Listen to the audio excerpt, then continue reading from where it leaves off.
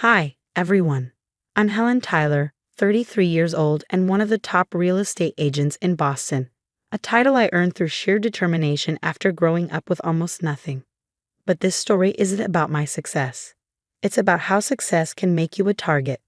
Helen, you've truly outdone yourself with this house, my best friend Maria said, sipping her coffee as we sat on my freshly furnished porch. Thanks, Maria. 3 years of saving every commission and enduring that tiny studio apartment finally paid off. I smiled proudly, though the shadow of my mother-in-law's disdain hung over me. Of course, according to Andrea, this house is quaint, not quite up to what her precious son deserves. Maria rolled her eyes dramatically. Speaking of the devil's favorite pediatrician, how's married life treating you? Jack is wonderful when his mother isn't pulling his strings, I admitted. Just yesterday. Helen, darling. Andrea's voice cut through the air like nails on a chalkboard as she waltzed up my driveway uninvited. Andrea. I greeted her stiffly, inwardly cringing. Before I could say more, Jack's voice followed hers. Mom, what are you doing here? He called out, walking up from the driveway, still in his scrubs. Andrea clasped her hands as if she'd just spotted a celebrity. Oh, Jack, sweetheart. Your father and I were just talking about you over lunch. He agrees. You're working far too hard at that public hospital. My friend Margaret's private practice is hiring. You'd make such a better impression there. Jack sighed. Mom, we've been over this. I love my job. I'm not switching. But darling. Eleanor, there you are. Patricia, Andrea's equally insufferable sister, barged through my still open front door. You won't believe what Margaret told me about Helen's old neighborhood. She gave me a condescending smile. Speaking of family, Robert and I are hosting Sunday dinner. Helen, dear, try to dress appropriately this time. I glanced at Jack, whose expression crumbled under the weight of yet another confrontation. Years of Andrea's emotional manipulation had worn him down. Actually, I said firmly, we already have plans. But it's family dinner. Andrea gasped. Jack hasn't missed one, not even when he had the flu last year. Remember how I nursed you back to health, sweetheart? Mom, Jack began, but I cut him off. It's fine, Jack. This was my life now, a revolving door of Wilson family drama, with my husband caught in the crossfire and my home turned into their personal gathering spot.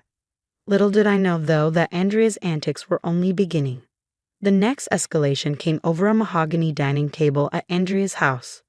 She had summoned me under the guise of an important birthday discussion. Helen, dear, Andrea began, clasping her perfectly manicured hands. You clearly don't understand Wilson family traditions. For milestone birthdays, we give substantial gifts. When Robert turned 60, his brother gave him his beach house. I frowned. This is my house, bought with my own money, before I even met Jack. Exactly, Andrea said with a syrupy smile. That's why it would make such a meaningful gesture. Show us you're truly committed to becoming a Wilson. I stared at her in disbelief, and without a word, discreetly started recording the conversation on my phone. Let me get this straight. You're banning me from your birthday celebration unless I sign over my house to you. Don't be so dramatic, Andrea replied. I'm simply suggesting that if you want to be included in family traditions, you need to demonstrate proper family values. My phone buzzed. A text from Maria. You won't believe what I just heard at the country club. Your NIL's been showing some decorator around your house. Who's Amanda Phillips? I asked Andrea, watching her expression. Andrea blinked, feigning innocence. I don't know who that is. Really? Because she's telling everyone she's redesigning my house after your birthday. Well, Andrea said with a dismissive shrug, I naturally assumed you'd want to give me something special. At that moment, Jack walked into the dining room. Mom, what's going on? Helen looks upset. Oh, honey, I was just explaining our family tradition to your wife, Andrea cooed. She seems resistant to embracing it. What tradition? Jack asked, his brow furrowing. Your mother wants me to sign over our house as her birthday gift, I said evenly. Jack froze. Mom, that's insane. Jack Wilson. Andrea's voice rose, sharp with indignation. After everything I've sacrificed for you, this is exactly what I warned everyone about. Andrea's voice climbed to a shrill pitch, her eyes blazing with righteous indignation. She's turned you against your own mother, Jack. Just like she trapped you with that house in the first place. Trapped him? I snapped, my voice trembling with restrained fury. What are you even talking about, Andrea? Oh, don't play innocent, she sneered.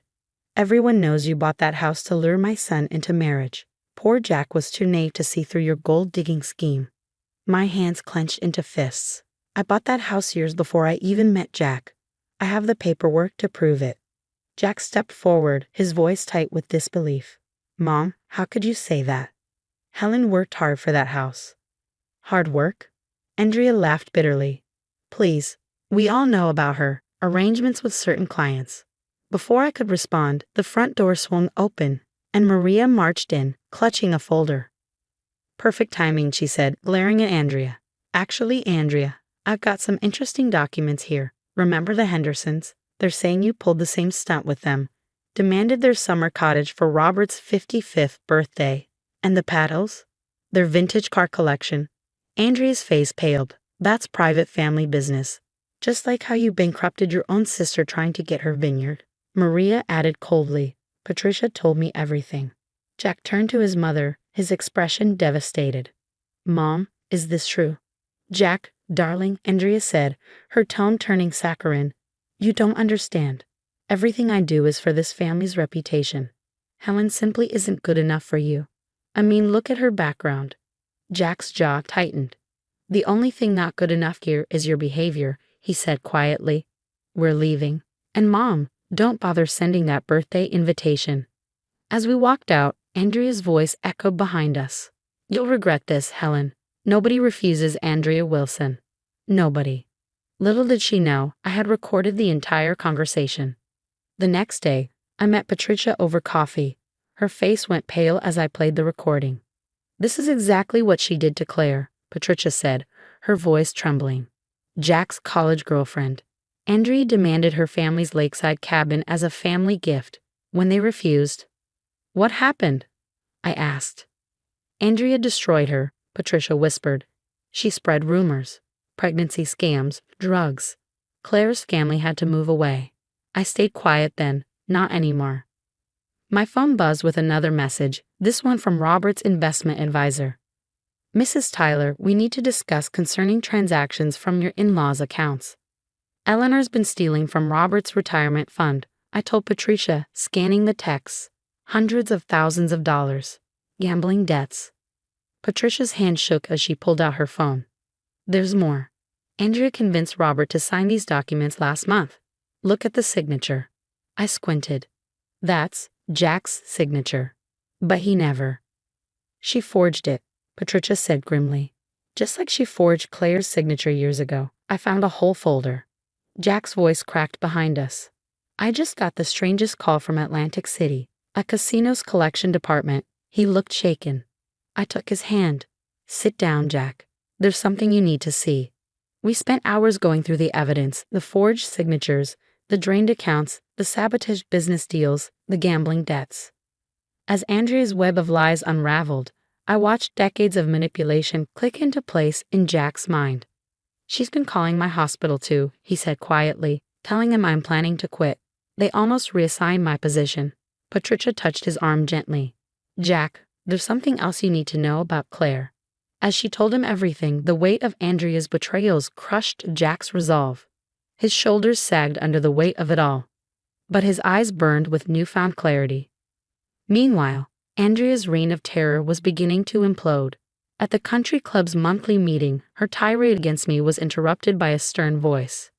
Mrs. Wilson, we need to discuss your outstanding gambling markers and these bounced checks.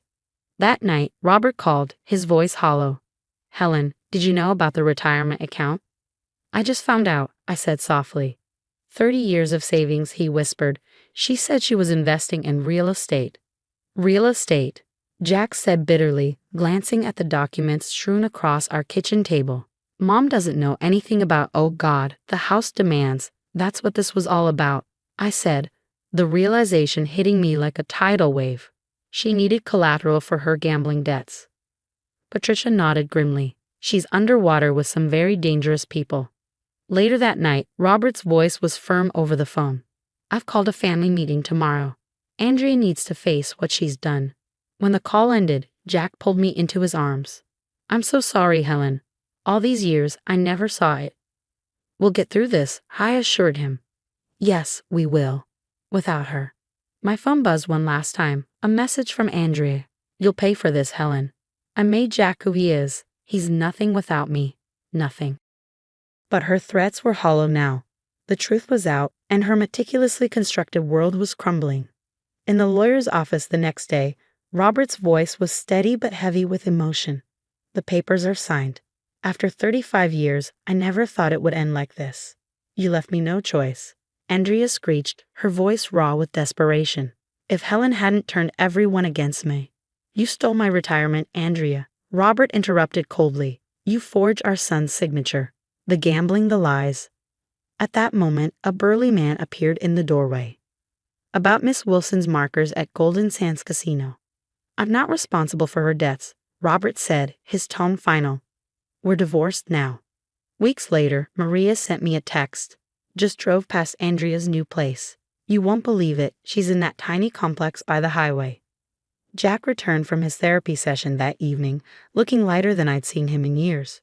Dr. Stevens helped me understand so much about my childhood, the manipulation, the guilt trips. I can't believe I let her control me for so long. He smiled softly. Dad called. She tried to crash Margaret's garden party. They had to escort her out. Apparently, she was screaming about how everyone betrayed her. Meanwhile, my real estate business was thriving without Andrea sabotaging deals behind the scenes. 3 bids had come in for my newest development that week alone. Months passed. My empire grew stronger, and my confidence soared. I even bought the building Andrea was evicted from. Karma, as they say, works in mysterious ways. The holidays arrived, and our annual party was in full swing. Friends, family, and laughter filled our home. Through the window, I spotted a familiar figure standing in the snow watching. Andrea, alone. Inside, Robert, now looking years younger since the divorce, raised his glass. To family, the real kind. To consequences, Maria added with a smirk. The next morning, a gold embossed envelope arrived. Andrea's rescheduled birthday party invitation. The irony was delicious. I took a red marker, wrote return to sender in bold letters, and added a sticky note. Unlike houses, some gifts are easy to return. Through my office window, I watched the mail carrier pick it up. Somewhere across town, in a dingy apartment with a view of the highway, Andrea Wilson would receive one final reminder. She had no power here anymore. Not over my house. Not over my marriage. Not over my life. My phone buzzed. A new client referral. Life was good. And success, I realized, truly is the best revenge. While Andrea sat alone in her small apartment, surrounded by gambling debts and burned bridges, I stood in the home I built with my loving husband, a thriving business, and a chosen family that stood by me through it all. Sometimes, prom doesn't just knock, it takes away your country club membership and replaces it with a view of the freeway.